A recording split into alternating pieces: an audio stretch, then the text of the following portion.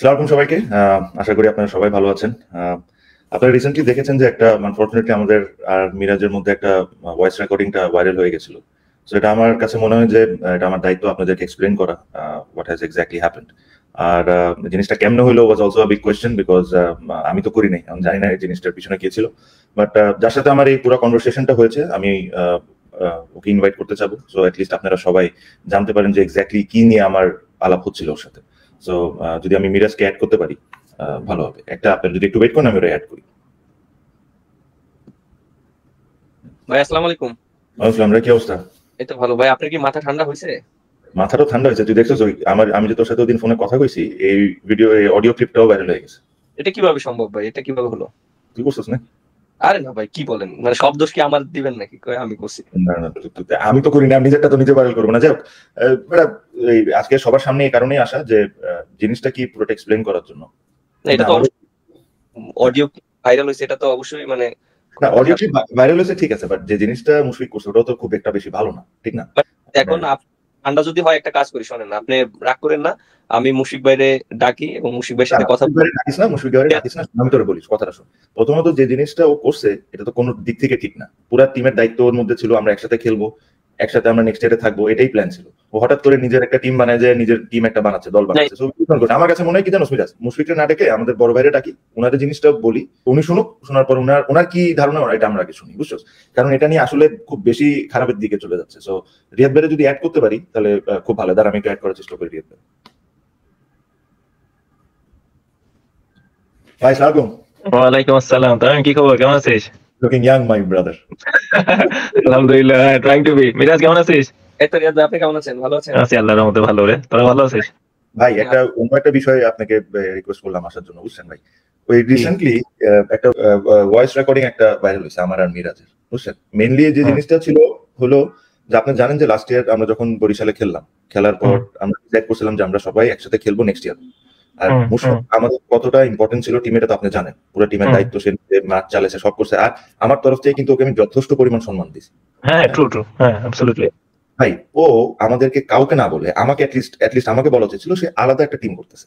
মানে এই জিনিসটা শুনে আমার, হ্যাঁ ভাই আলাদা টিম করতেছে, আর বেশ আগেও গেছে টিম বানাইতে। এই জিনিসটা কবে কেমনে কি হলো? আমি তো কিছু জানি না এগুলা। এই সব জানে বিচি। আরে ভাই আমার খালি মিরাজ, তুই তো আমার কিচ্ছু বললি না।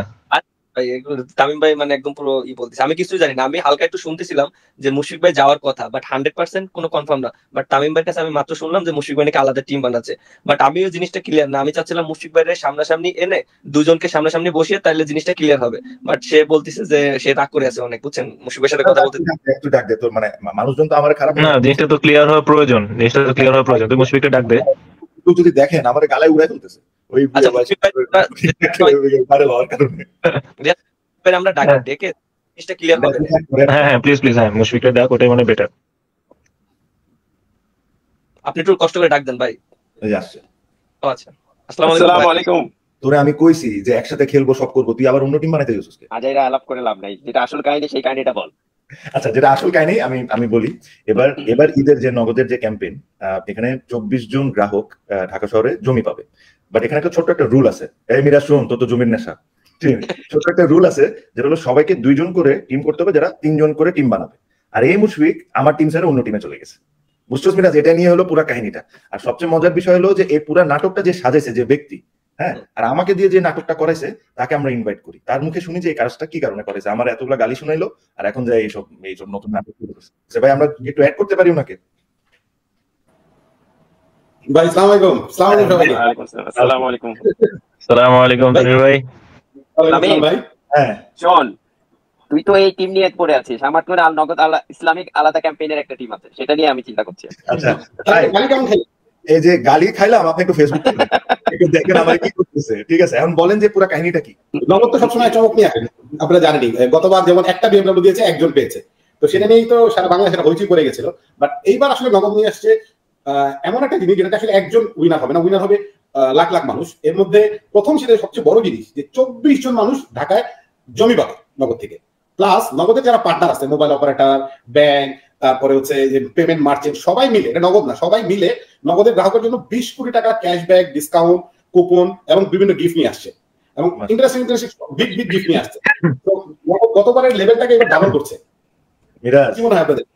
মিরাজ, তানভীর ভাই, স্বপ্ন দেখছে মিরাজ। জমি জমি তানভীর ভাই একটা জিনিস একটু জানার ব্যাপার ছিল, সুকুন ভাইকে দেখতেছিলাম 1 2 3 বলে জমির উপরে লাফালাফি করছিল এবং চিল্লাচিল্লি করছিল, এটার ব্যাপারে কি মানে এটা একটু সুগন্ধ সবসময় একটু লাফালাফি করে। So আমি 1 2 3টা ক্লিয়ার করে দিই। এক হচ্ছে নগদে লেনদেন করতে হবে, 2 হচ্ছে নগদে লেনদেন করার পর আরো 2 জনকে নিয়ে একটা গ্রুপ বানাতে হবে, তো 3 জনের গ্রুপটা হবে।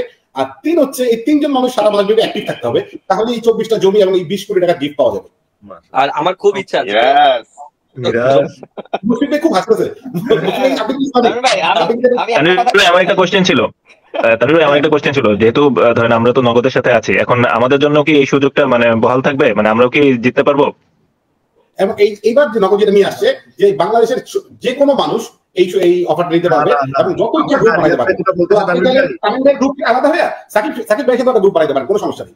আমিও এই গ্রুপে যেতে পারি, আমার কোনো সমস্যা নাই।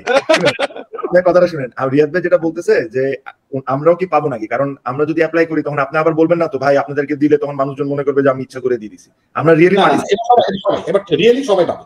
আর আপনাকে আমি জানি very good, very good, very good. তাহলে ভালো। ভাই আমার একটা প্রশ্ন আছে। আমার প্রশ্ন হলো, প্রথমে বাইক দিলেন, আইপ্যাড দিলেন, আইফোন দিলেন, বিএমডব্লিউ দিলেন, অন্য গাড়ি দিলেন, এখন জমি, নেক্সট কি হতে পারে?